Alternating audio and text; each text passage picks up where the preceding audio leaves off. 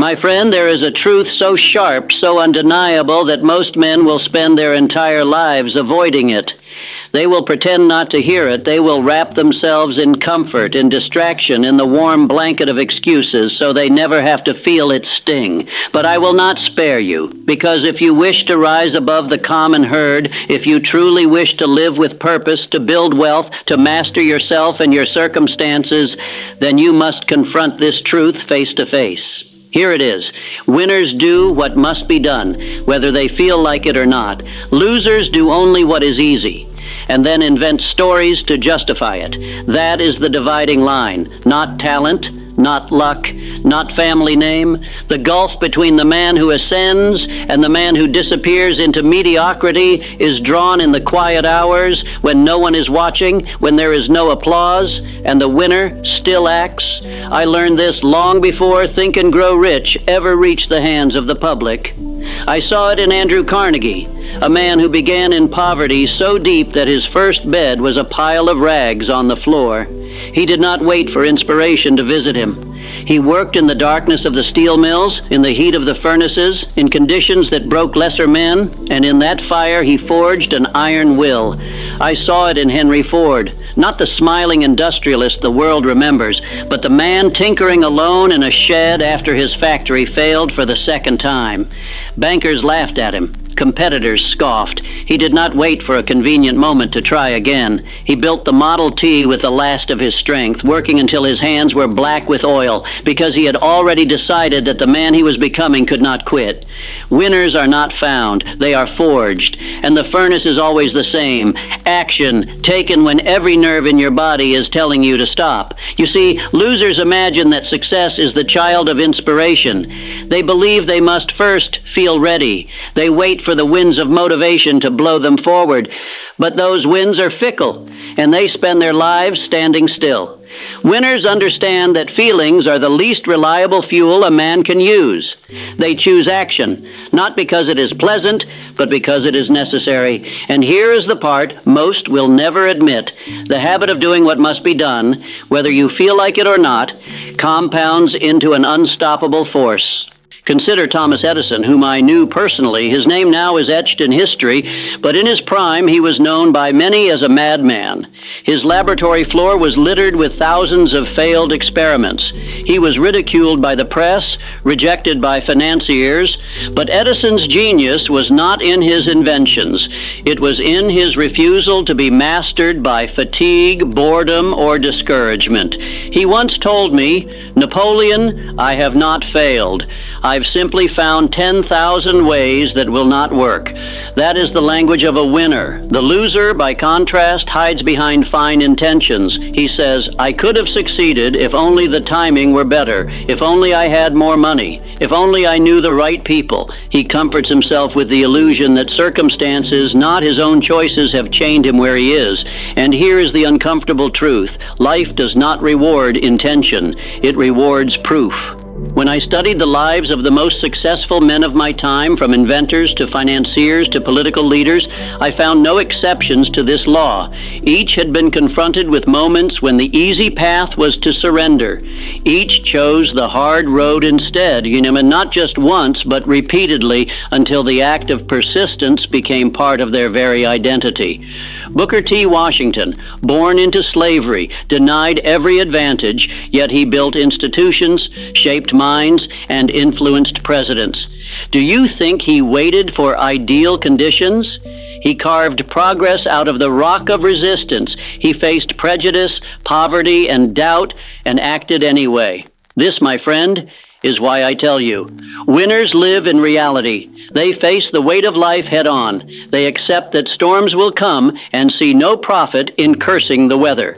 Losers, however, live in negotiation with themselves. They barter away their own future one compromise at a time. Let me put it plainly. Every day you rise, you are casting a vote for the man you are becoming or for the man you will regret being. I have read the works of Orison Swett Marden, Samuel Smiles, and James Allen, men whose writings, like mine, aim to stir the sleeping mind to life.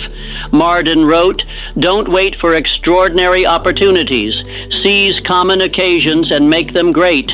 This is not poetry.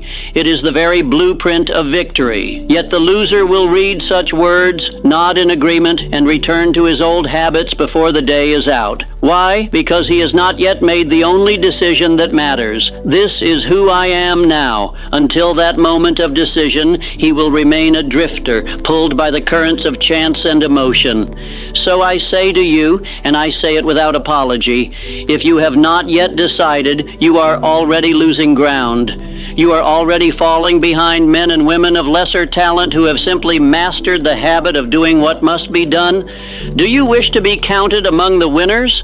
Then abandon the notion that you will act when you feel like it. Burn that thought from your mind. Act because it is required. Act because the man you intend to be will accept nothing less. That is the beginning of transformation. That is the seed from which all wealth, all power, all purpose springs. Before a man wins in the world, he must first win in his own mind. This is a truth so old, so well worn, that the average person will nod in agreement and yet never live by it. The greatest battles are not fought in the marketplace, in the courtroom, or on the factory floor. They are fought in silence, behind the eyes, in the conversations you have with yourself when no one is listening. And here is the uncomfortable part. Most people lose these battles before they even rise from bed. I saw it in my own studies of over 500 of the most successful men of my day. These men, Andrew Carnegie, Henry Ford, Harvey Firestone, Charles Schwab, did not merely control their businesses, they controlled their thoughts. They understood that the human mind is both a master and a servant, and that without discipline it becomes a traitor. James Allen, in his little book, As a Man Thinketh, wrote, "You are today where your thoughts have brought you. You will be tomorrow where your thoughts take you." This is not mere philosophy. This is law. If you feed your mind on doubt, your life will be a monument to hesitation. Feed it with vision and purpose, and you will become unstoppable. But here's the tragedy. Losers do not even know they are feeding their own destruction. They wake and immediately surrender the gates of their mind to whatever noise comes first. The complaints of others, the gossip of the day, the endless distractions that cost nothing to consume but cost everything to endure. Winners are ruthless in what they allow inside. Carnegie himself told me that he kept a list of subjects he refused to dwell upon, not because they were unimportant, but because they did not serve his vision. He fed his mind on plans, on solutions, on what could be done, and left no room for the weeds of defeat. Losers, on the other hand, cultivate weeds with care. They nurse their grievances. They replay their failures like favorite songs. They tell themselves, "It's not my fault." And in doing so, they hand over the only weapon they have, their own mind. You may think this is a small matter. It is not. Your mind is the architect of your actions, and your actions are the builders of your destiny. Every thought you allow to take root is a blueprint for what will one day become your life. Thomas Edison's laboratory was a temple to this principle. He surrounded himself with images, notes, and reminders of what he intended to build, not what he feared. When a journalist once asked him how he could endure so many failed experiments, he said, "Because I do not rehearse failure, I rehearse success." This is where the line between winners and losers becomes a chasm. Losers rehearse defeat before they ever step into the arena. Winners rehearse victory long before it arrives. Let me give you a picture. Imagine two men at dawn. The loser wakes, checks the news, fills his mind with the noise of the world, the opinions of those who have achieved nothing. He stirs his coffee while stirring his doubts. He thinks of all that could go wrong and moves into his day like a man already beaten. The winner wakes and directs his mind before the world can claim it. He fills it with the picture of a completed deal, a finished creation, a goal reached. He moves into his day already carrying the posture of victory because he knows his mind will seek to create what it has been fed. One is programming his mind, the other is letting his mind be programmed. It is no different from a farmer planting seeds. If you plant wheat, you will not harvest weeds unless you neglect the field. The mind is the same. Neglect it, and the weeds will own it. Orison Swett Marden wrote, "In an iron will, the man who succeeds has a program. He fixes his course and adheres to it. He lays his plans and executes them. This is what winners do. They command their mind to serve the plan. Losers never fix their course. They drift from one idea to another, their mind a ship without a rudder, blown by every wind of doubt." When Henry Ford faced the lawsuits of the great automobile trust, powerful men who wanted to destroy him, he did not let their attacks dictate his thinking. He kept his mind on what mattered, producing a car so affordable that every man who worked in his factory could own one. While others worried about the obstacles, he kept planting the seed of that vision until it became reality. The loser, faced with opposition, retreats. He calls it being realistic, when in truth it is surrender disguised as wisdom. And so I will tell you the truth no one wishes to face. You cannot win in the world if you cannot win in your own head. You cannot build wealth if your mind is poor. You cannot command men if you are a servant to your own doubts. Every thought is a soldier, my friend, and every day you are sending them to war. The question is, are they fighting for you or against you? The men I studied did not wait for discipline to appear. They cultivated it. They treated their mind as a warrior treats his weapon, sharpening it, cleaning it, keeping it ready, because they knew that by the time the test arrives, it is too late to prepare. Losers believe they will rise to the occasion when the moment comes. Winners know they will sink to the level of their training, so they train daily. This training is not glamorous. It is not the grand speech or the final applause. It is the quiet moment when you refuse to feed the thought that says, "I can't," and instead feed the thought that says, "I will." That is the battlefield most men avoid, and that is why most men lose. There comes a moment in every man's life when he must decide, not what he will do, but who he will be. This, my friend, is the point where the masses turn back. They will change their habits for a season, chase a goal for a time, even fight with vigor for a few battles, but they will not cross the invisible line where they burn the bridges to their old self. And until you cross that line, you are not yet a winner. I learned this truth not just from my own failures, but from the lives of the great men and women I studied. They all had one thing in common. At some point, they declared, "This is who I am now." And from that moment forward, their actions became an extension of that identity. They did not try. They did not hope. They became. Look at George Eastman, founder of Kodak. He was not born an industrialist. He began as a bookkeeper, working in a bank for meager wages. But when the idea of a simpler camera took hold in his mind, he decided he was not merely an employee. He was an inventor, a businessman, a builder. That decision shaped his daily actions until his company reshaped an entire industry. Losers never make this leap. They keep the exit door open. They say they are working on it, which means they are ready to abandon it at the first sign of discomfort. When I interviewed Henry Ford, he told me, "I never think of quitting. When a thing goes wrong, I study it until I find the cause, and then I set to work to remedy it." That is not the language of a man trying to be an engineer. That is the language of a man who already is one. Muhammad Ali, though he came after my time, embodied this truth as well. He declared himself the greatest long before the world agreed. This was not arrogance, but identity, and the pressure of that declaration forged the discipline to back it. Here is the truth. When you decide something is part of who you are, it stops being optional. You no longer ask yourself, "Do I feel like it today?" You simply act because it is part of your nature. Losers cling to the identity of comfort. When difficulty comes, they say, "This isn't for me." They define themselves by their moods, and moods are the most unreliable compass a man can follow. Winners define themselves by their standards, and those standards remain fixed whether the sun is shining or the storm is raging. I recall a conversation with Charles M. Schwab, steel magnate and protege of Andrew Carnegie. He told me, "The man who trims his standards to fit the weather will never build a structure that stands." Schwab weathered strikes, lawsuits, and competition so fierce it would have broken a lesser man. But his identity as a builder of men and industries was immovable, and so he acted accordingly, day after day, year after year. You must understand this. Discipline is not a cage. It is the scaffolding upon which greatness is built. Take Madam C.J. Walker, born in 1867 to parents who had nothing, orphaned at 7, working as a laundress for $1.50 a day. She could have accepted that as her lot. Instead, she decided she was an entrepreneur. She sold hair products door to door, studied the needs of her customers, trained other women to sell, and became the first self-made female millionaire in America. That kind of rise is not born from mere ambition. It is born from identity. When you adopt the identity of the man or woman you intend to be, you will find that your habits, your thoughts, your very posture begin to align with it. When you refuse to adopt that identity, you will forever be at the mercy of circumstance. And here is the bitter truth.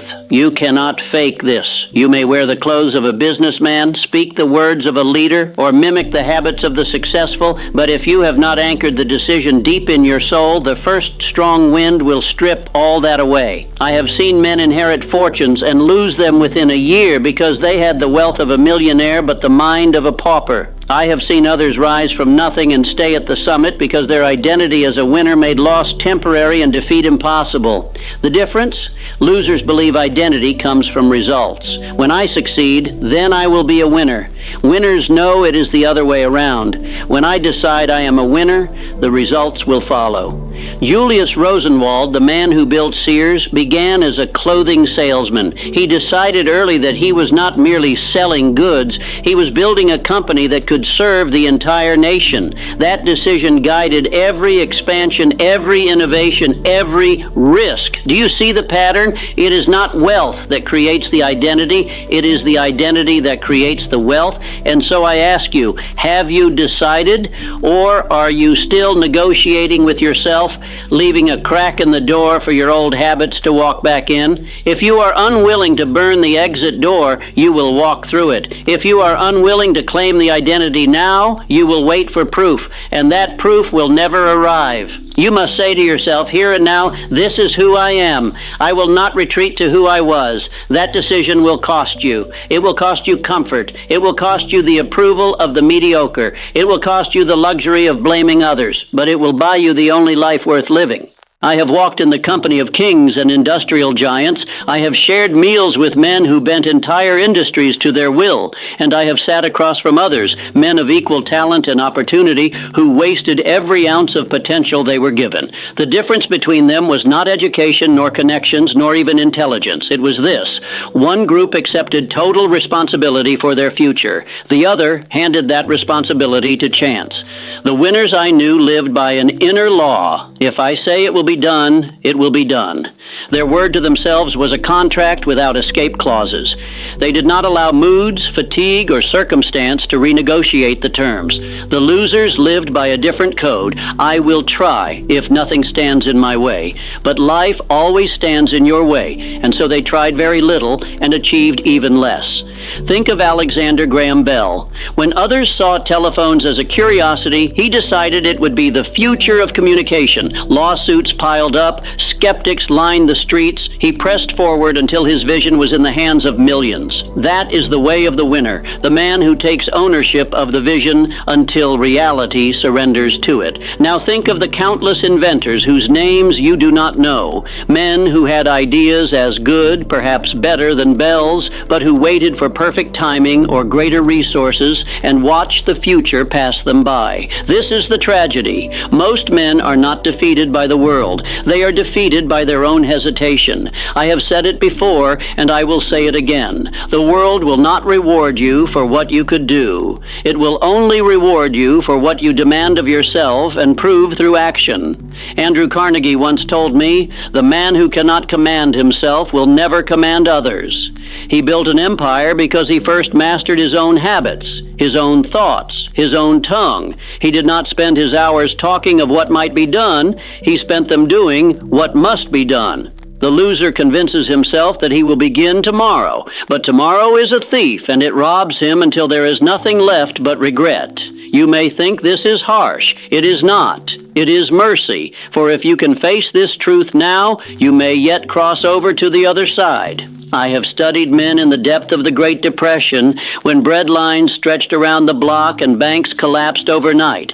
I saw losers fold in on themselves, waiting for the storm to pass. I saw winners plant seeds in that same storm, buying failing businesses, starting enterprises, betting on the recovery when all others saw only ruin. Why? Because winners do not need the world's permission to move. They decide and they act. Consider Harvey Firestone, a farmer's son with no wealth and no power. When he began producing tires, there were already giants in the industry, but he aligned himself with Henry Ford, innovated relentlessly, and refused to back down when larger companies tried to crush him. That stubborn will, that decision to persist until the result was inevitable, is what made Firestone a household name.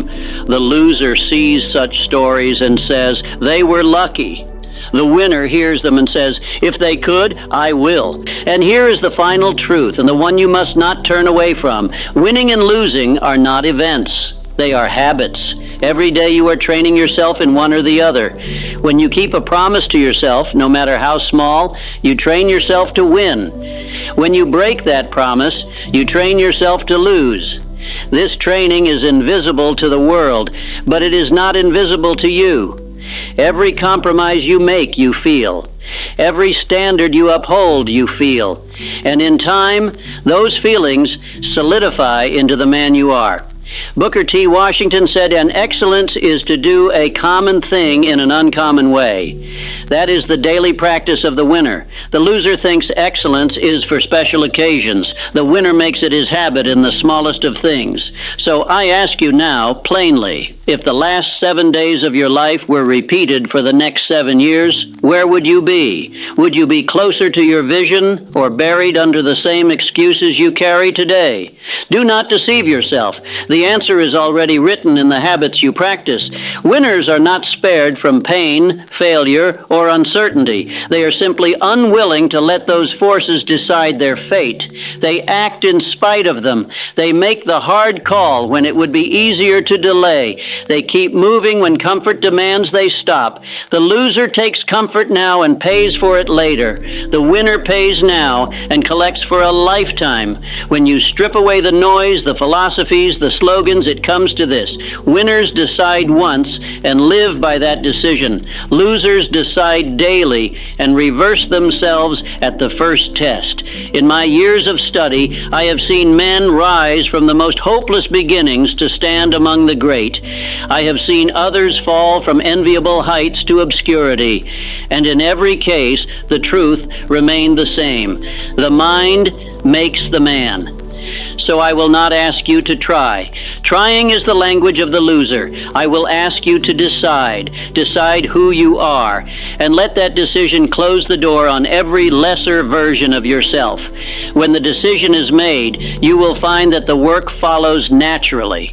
When the decision is absent, no amount of wishing will carry you forward. And when that decision is anchored deep, there will come a day, perhaps sooner than you think, when someone will look at you and say, "You are lucky." And you will smile knowing that luck had nothing to do with it. That is the truth about winners and losers no one wants to admit.